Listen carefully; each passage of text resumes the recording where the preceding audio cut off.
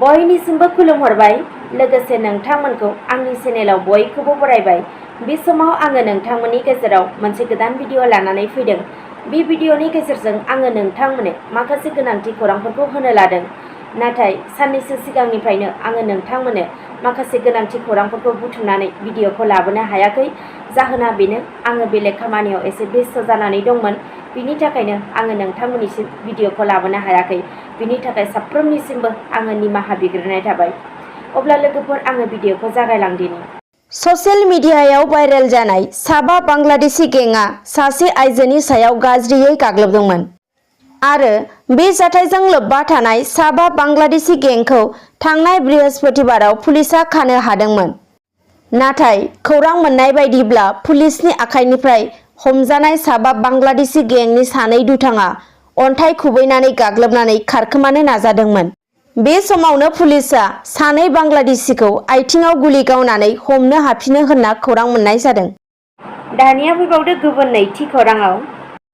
हादरनि गाहाय मन्त्रि नरेन्द्र मदिआ मैया थांनाय 28 मे अदेबानि शुक्रबारखालि थांनाय बावैसो सान सिगाङाव बारहुंखाजों खहा जानाय ओनसोलफोरखौ हेलिकप्टारजों नायनो थाखाय सोनाब बंगआव सौहैयो आरो बिथाङा बेवहाय सौहैना मोनसे रिभिउ मिटिंआव बाहागो लाहैयो।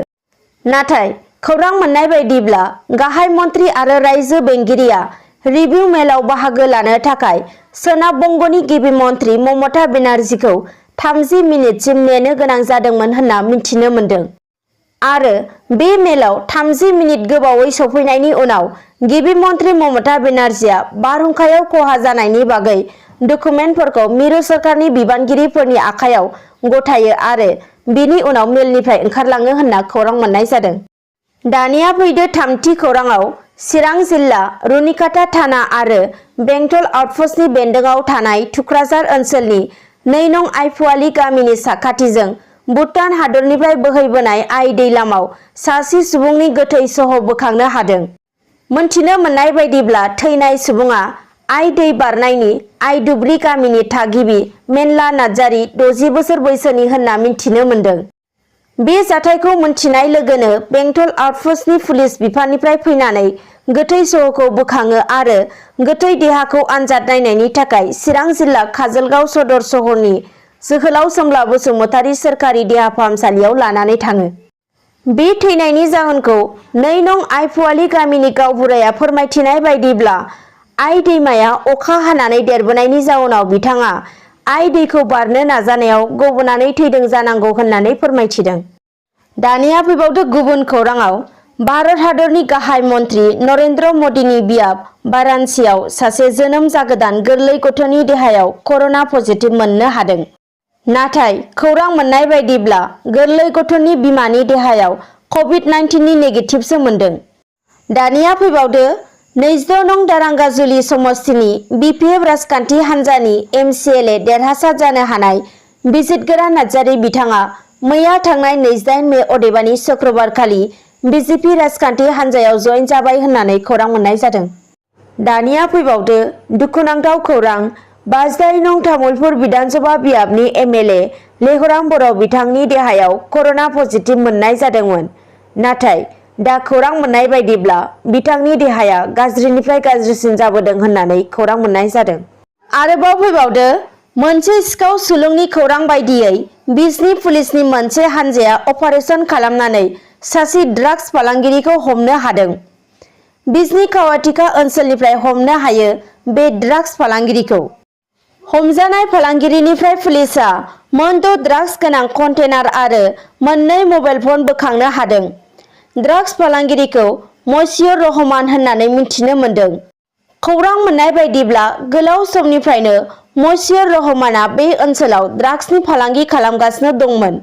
मख'नो गोनांदि चिरां जिल्लानि पुलिस बिबानगिरिनि दैदेननायाव मोनसे पुलिसनि हानजाया सरासनस्रा खसाब गाननानै ड्राग्स बायनो थांग्रानि महर लानानै ड्राग्स फालांगिरिखौ हमनो हायो।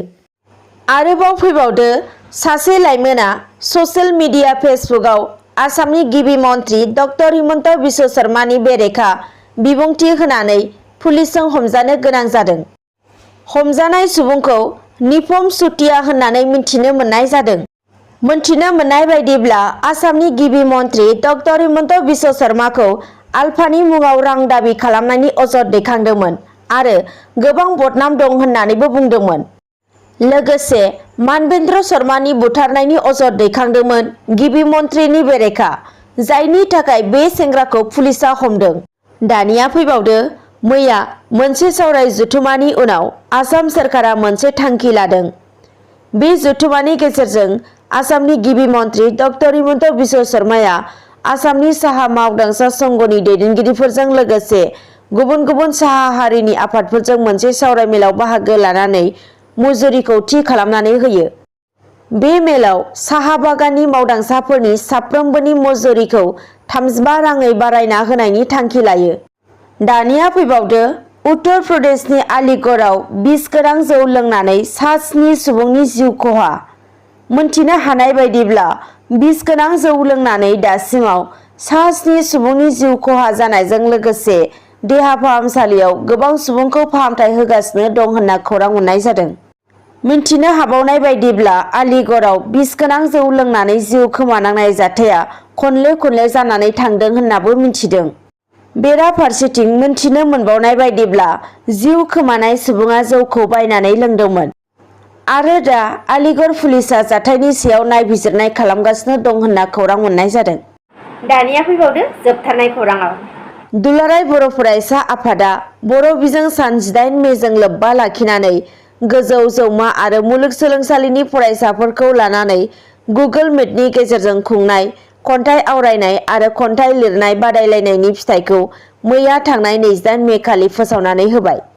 मख'नो गोनांदि गोजौ जौमा आरो मुलुगसोलोंसालिनि फरायसाफोरनि गेजेरनिफ्राय बिथां ब्रजेन्द्र कुमार ब्रह्मनि लिरनाय आरज जावरिसे अखानि थाखाय खन्थाइ आवरायनायाव देरहासार जानो हादों। सेथियाव प्रियंका बसुमतारी, नैथियाव सेल्फ मेड रानि बर' आरो थामथियाव तृप्ति बसुमतारी बिथांमोना।